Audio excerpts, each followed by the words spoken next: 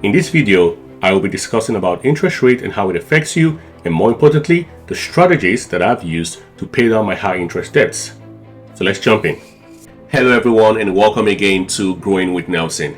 Here I talk about investing, building and growing your wealth, personal finance, savings and budgeting. Literally everything you need to make yourself a better person. So please like, share and subscribe so you can get more videos when I upload them. So you want to go on vacation, right? Go ahead and put it in your credit card. You want to buy furniture, appliances for your new house? Go ahead, put it on your credit cards. You want to buy a house, get a mortgage. You want to buy a car, get a personal loan. These are the things that the banks or the system has made us believe it's a way to live nice. And they're good, they're not bad. What they fail to tell you is the interest portion of it. Explicitly, how it affects you, how it keeps you stuck in a certain repayment for a very long period of time, stopping you from growing and building wealth. All the examples that I've listed above are borrowed funds. And with every borrowed funds, there's an interest portion of it because the lender, whether it be the bank or colleagues that lend to you, wants an interest, which is the profit they would make from borrowing that funds. Interest to you, the borrower, is a cost for getting funds.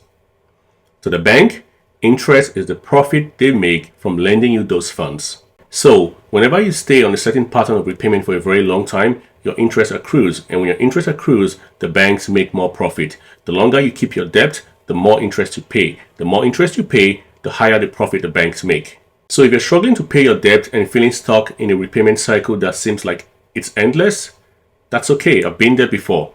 I've done it before. I've been there before. I have found it frustrating to pay off my debt. That's why in this video, I'll be sharing 4 strategies that have helped me pay down my debt faster. So let's dive in. So this is what I found out, guys. It takes you 5 minutes or 10 minutes to put something on your credit card. So if you go to Amazon or eBay or Fiverr, whatever goods or service you want to purchase, you go, you fish out the different kinds of goods, you look at it, if you like it, look at the features, specification and things like that. And then you put it in your cart and you make that decision to buy or purchase them with your credit card and ship it to your house, right? So that takes 5 to 10 minutes. However, depending on the price of goods that you've purchased, especially those high-cost goods like furniture that cost thousands and thousands of dollars, it takes you about 10 months to pay it back. 10 minutes to put it on your credit card, 10 months to pay it back.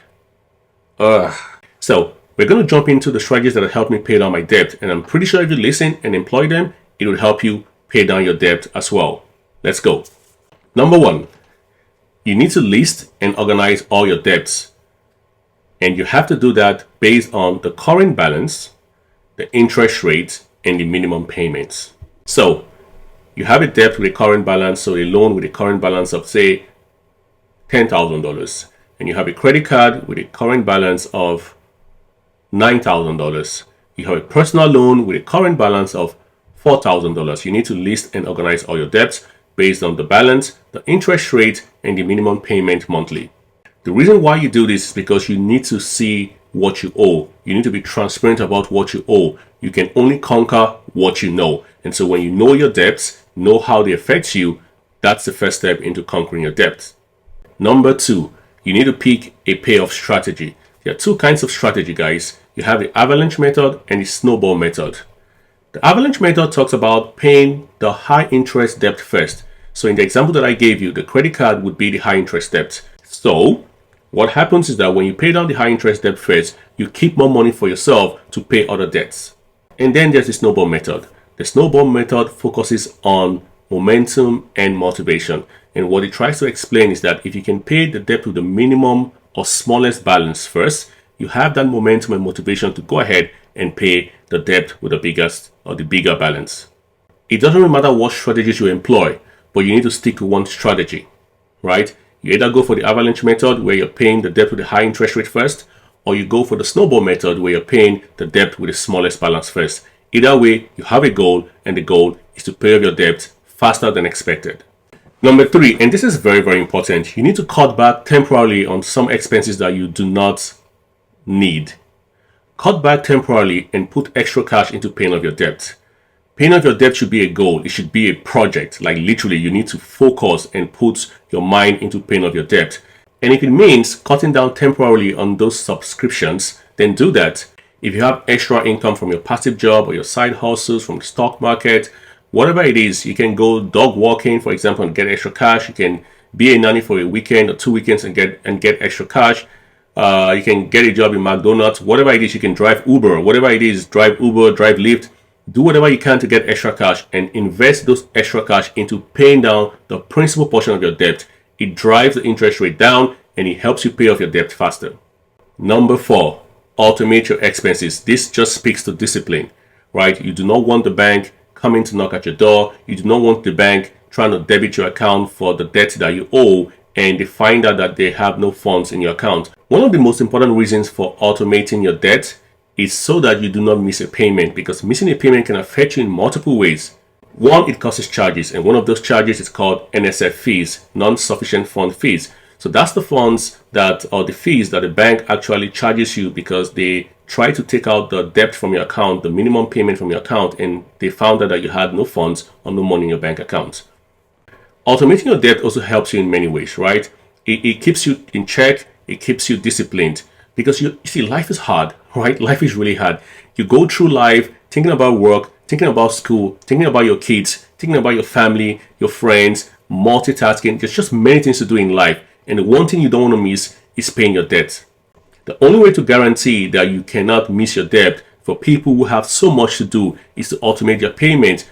So all you need to do is to ensure that there's funds in your account at a certain time in the month when you know the debt is going to come out and the bank automatically takes that debt. So these are the 4 strategies that have helped me pay down my debt and helped me save on the interest portion that I would have given to the bank.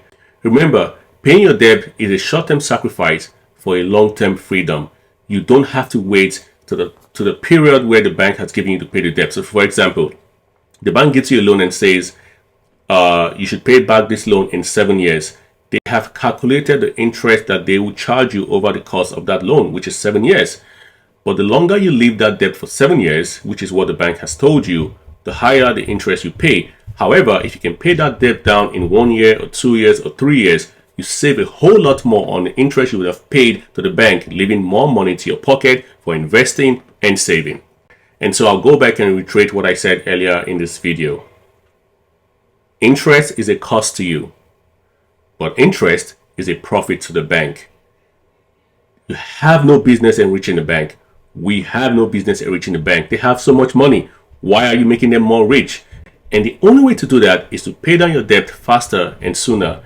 And using those 4 strategies that I've told you, you can truly pay down your debt faster.